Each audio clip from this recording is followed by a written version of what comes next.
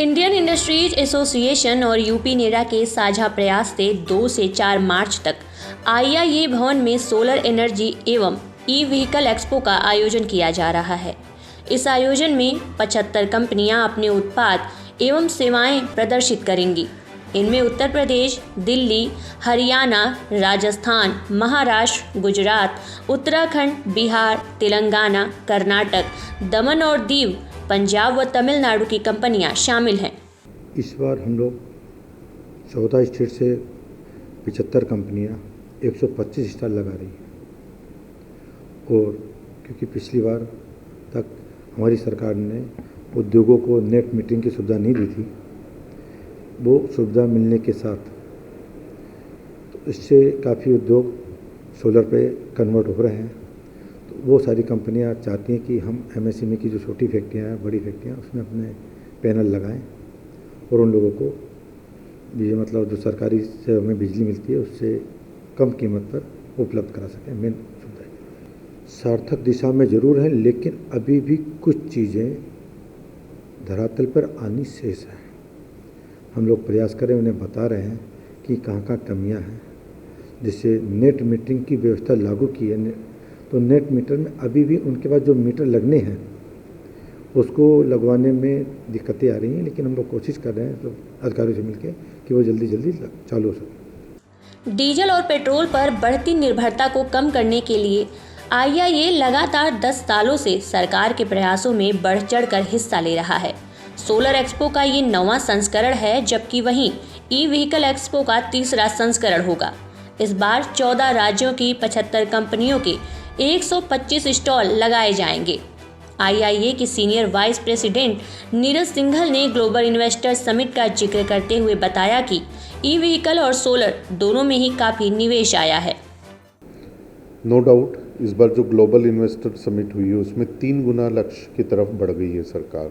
और इसी में एक बढ़िया चीज़ ये है कि अगर आप देखेंगे तो ई व्हीकल और सोलर में दोनों में ही जो निवेश है वो काफ़ी आया है।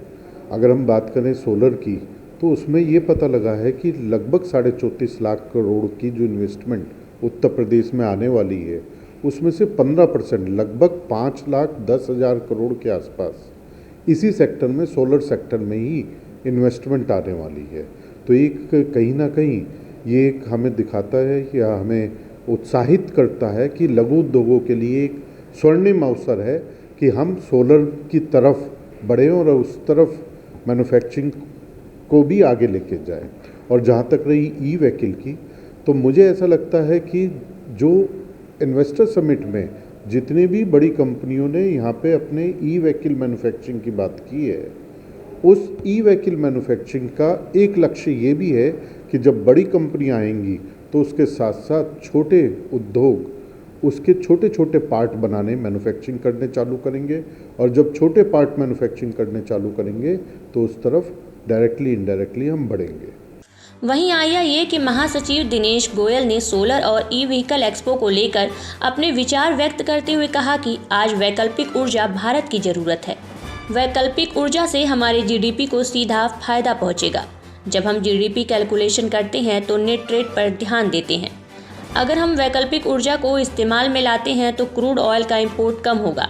इसके साथ साथ पर्यावरण संरक्षण के लिहाज से भी ये एक महत्वपूर्ण कदम है। यदि आप देखें तो आज वैकल्पिक ऊर्जा एक भारत की बहुत बड़ी ज़रूरत है, जो कि माननीय मोदी जी के विज़न में उन्होंने आइडेंटिफाई करी।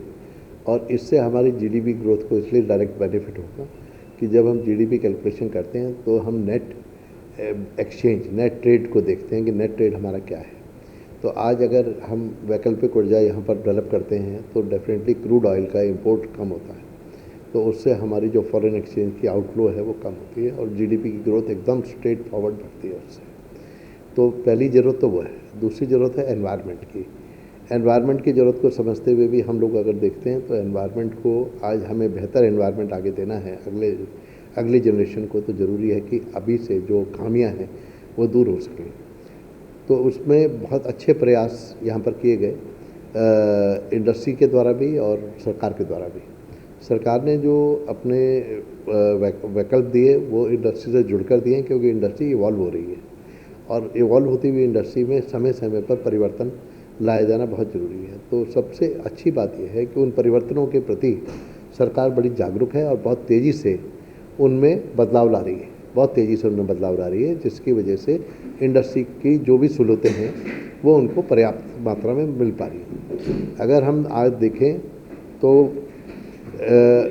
सोलर की जो पॉलिसी है, नेट बिलिंग की, पहले नेट मीटरिंग की हुई, नेट मीटरिंग में कुछ खामियां नज़र आईं। इस बजट में, केंद्रीय बजट में देखा होगा कि केंद्रीय बजट में उन्होंने उन सब चीज़ों पे, आइटम्स पर जो कि खनिज इनपुट्स बाहर से, ना कि फिनिश गुड्स, इनपुट जो बाहर से इम्पोर्ट होकर यहाँ पर ई व्हीकल्स की मैन्युफैक्चरिंग में सार्थक प्रयोग हो सकते हैं, उनकी कॉस्टिंग कम करने के लिहाज से उन्होंने कस्टम ड्यूटी में रिडक्शन करी है और उसका प्रोत्साहन बढ़ाया।